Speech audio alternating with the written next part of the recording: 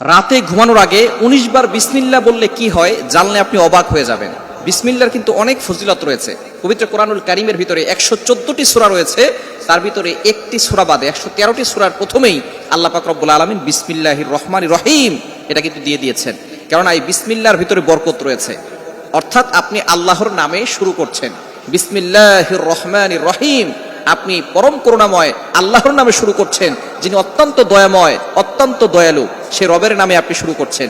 এই বিসমিল্লাহির রহমানির রহিম যদি রাতে ঘুমানোর আগে ১৯ বার পড়েন, আপনি জানলে অবাক হবেন এর কতটা ফজিলত রয়েছে। এই বিসমিল্লাহির রহমানির রহিমের ভিতরে ১৯টি হরফ রয়েছে।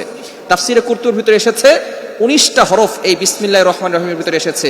সুতরাং কেউ যদি ১৯ বার বিসমিল্লাহির রহমানির রহিম পড়ে ঘুমায়, তাহলে জাহান্নামের ১৯ জন ফেরেশতা প্রহরী রয়েছে যারা জাহান্নামে ফেরেশতা, এই জাহান্নামী ফেরেশতাদের থেকে আল্লাহ পাক রব্বুল আলামিন তাকে হেফাজত করবেন, অর্থাৎ জাহান্নাম থেকে ওই বান্দাকে আল্লাহ পাক রব্বুল আলামিন হেফাজত করে দেবেন। এ নাম্বার 1। দ্বিতীয় নাম্বার হচ্ছে আল্লাহ পাক রব্বুল আলামিন সারা রাত তার আমলনামায় সওয়াব দিবেন এবং একজন ফেরেশতা দিয়ে তাকে পাহারাদারের ব্যবস্থা করবেন, দুনিয়ার কোনো শক্তি তাকে ক্ষতি করতে পারবে না। শুধু তাই নয়, পারস্যের সম্রাট হযরত ওমর ইবনুল খাত্তাব রাদিয়াল্লাহু তাআলা আনহু যখন খলিফা ছিলেন, আমিরুল মুমিনিন খলিফাতুল মুসলিমিনের কাছে একবার চিঠি লিখলেন পারস্যের সম্রাট। তিনি বললেন, ইয়া আমিরুল মুমিনিন খলিফাতুল মুসলিমিন, সব সময় আমার মাথায় ব্যথা করে, কিছু একটা করে দেন, কিছু একটা আমল বলে দেন যে আমলের কারণে আমার মাথা ব্যথা কমে যাবে। আমিরুল মুমিনিন খলিফাতুল মুসলিমিন তিনি একটা টুপি পাঠালেন পারস্যের সম্রাটের কাছে। পারস্যের বাদশা সেই টুপি পাওয়ার পরে যখনই টুপি মাথায় দেয়, সাথে সাথে তার মাথা ব্যথা ভালো হয়ে যায়। ভালো হয়ে যাওয়ার পরে এবার তিনি চিন্তা করলেন, যখন টুপি খুলেন আবার অনেক সময় মাথা ব্যথা করে, আবার টুপি পরেন, সাথে সাথে তার মাথা ব্যথা ভালো হয়ে যায়। এবার মনে মনে চিন্তা করলেন, কি এমন টুপি আছে যার ভিতরে এতটা ম্যাজিক আছে, এতটা জাদু আছে, এই টুপি মাথায় দেওয়ার সাথে সাথে আমার মাথা ব্যথা ভালো হয়ে যায়। এবার তিনি টুপিটা ভালো করে পর্যবেক্ষণ করতে লাগলেন। যখন টুপিটা তিনি খুলছেন, খোলার পরে ভিতরে দেখে সেখানে লেখা বিসমিল্লাহির রহমানির রহিম।